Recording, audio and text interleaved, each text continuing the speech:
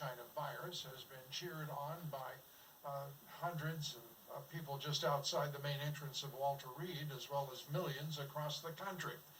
The president's supporters are gathering outside ever since he was admitted. President Trump briefly left the hospital yesterday, surprising those supporters who he wanted to give a surprise. And did he ever, with a motorcade ride out to wave at them and to give them his thanks. Here's their reaction.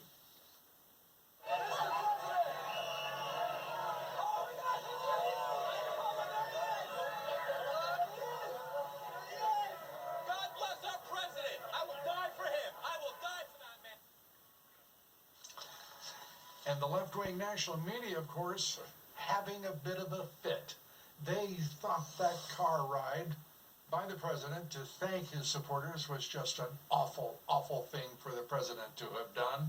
The White House Correspondents Association, never overwhelmed by humility, said it was, quote, outrageous for the president to have left the hospital, even briefly, amid a health crisis without a protective pool present to ensure the American people know where their president is and how he is doing.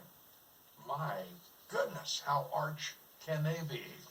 The president told the world where he was about to go in a video posted to Twitter yesterday. This is what he said. I also think we're going to pay a little surprise to some of the great patriots that we have out on the street. And they've been out there for a long time, and they've got Trump flags, and they love our country. So I'm not telling anybody but you, but I'm about to make a little surprise visit. So perhaps I'll get there before you get to see me.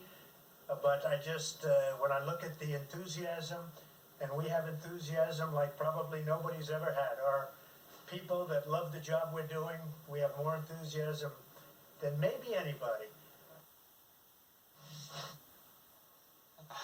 Well, the pool of network reporters could have just listened to the president. That's all they had to do. But they had to have a little fit. The left-wing correspondents working for the likes of AT&T's CNN, Comcast, MSNBC, and NBC, Viacom's CBS, and Disney's ABC, well, they could have walked from their locations across the street from Walter Reed to ask what was about to happen. Instead, AT&T and Disney and Comcast and all once again showed just how empty-headed and mindless their corporate masters are to put up with such nonsense. And those delegates of those corporations decided to complain and whine instead of report. Must have been terrible for them.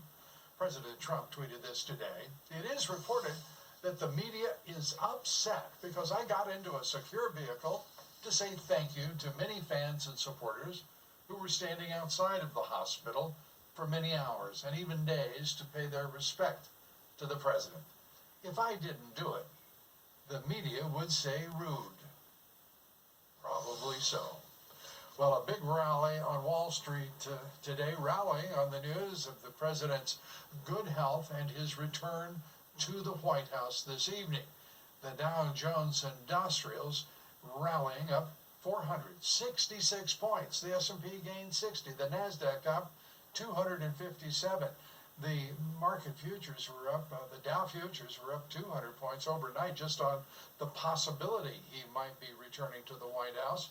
Volume on the big board today, 3.8 billion shares. Crude oil up more than 6% to $39.42 a barrel. A reminder to listen to my reports 3 times a day on the Salem Radio Network. An interesting development today in the investigation into the investigators, so-called. The U.S. attorney, who had been appointed by Attorney General William Barr to help investigate the unmasking of General Michael Flynn, is resigning effective Friday. U.S. Attorney John Bash today said he will step down Friday to join the private sector. Attorney General Barr quickly replaced Bash with Greg Sofer, who is Barr's former counselor. Bash has not produced any information of which we are aware regarding the investigation into the unmasking of General Flynn since his appointment back in May. Up next, President Trump will leave Walter Reed Medical Center in just about an hour. We'll be talking about his recovery with the president's special advisor, Dr. Scott Atlas, joins us. And a thank you to everyone who's made my new book a national bestseller.